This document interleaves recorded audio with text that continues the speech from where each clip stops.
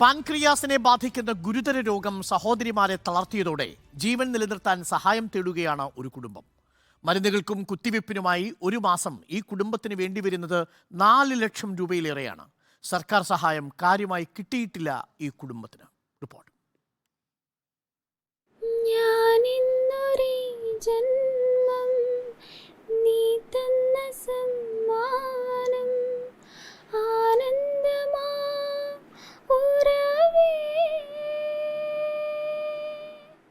ഫാത്തിമയുടെ വരികൾക്ക് അല്പം പോലും അതിശയോക്തിയില്ല.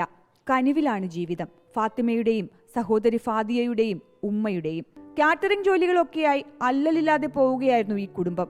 അപ്പോഴാണ് മൂത്തകുട്ടി ഫാത്തിമയ്ക്ക് രോഗം സ്ഥിരീകരിക്കുന്നത്. ശസ്ത്രക്രിയ അടക്കം പരമാവധി ചികിത്സ. പക്ഷേ കുത്തിവയ്പ്പും മരുന്നുകളുമില്ലാതെ മുന്നോട്ടു പോകാനാകാത്ത അവസ്ഥ. ഇതിനിടയിൽ ഇടുത്തിയായി ഇളയ കുട്ടി ഫാദിയയ്ക്കും ഇതേ അസുഖം സ്ഥിരീകരിച്ചു. മാസം 4 ലക്ഷം രൂപയിലേറെ മരുന്നുകൾക്ക്, വാടക ഇനത്തിൽ നൽകേണ്ട പണം, നിത്യച്ചെലവുകൾ, 100 രൂപ പോലും തികച്ചെടുക്കാനില്ലാത്ത അവസ്ഥയിലേക്കെത്തി കുടുംബം. ഇപ്പോൾ ചികിത്സയും മുടങ്ങി. പൈസ ഒന്നും മടയിലില്ല.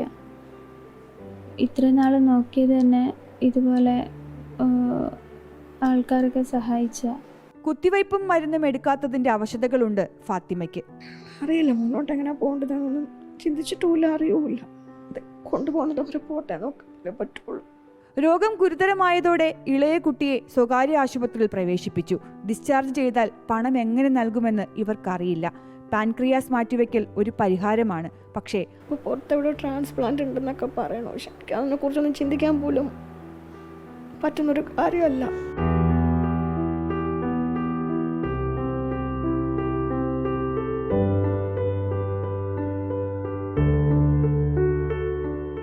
ഫാത്തിമയുടെയും അനുജത്തിയുടെയും ഉമ്മയുടെയും അവസ്ഥ ഞങ്ങൾ പറയാതെ തന്നെ പ്രേക്ഷകർക്കും സർക്കാരിനുമൊക്കെ മനസ്സിലായി കാണും. ഈ കണ്ടത്, ഈ കേട്ടത്, അവർ അനുഭവിക്കുന്നത് ഒക്കെ ഇതാണ്.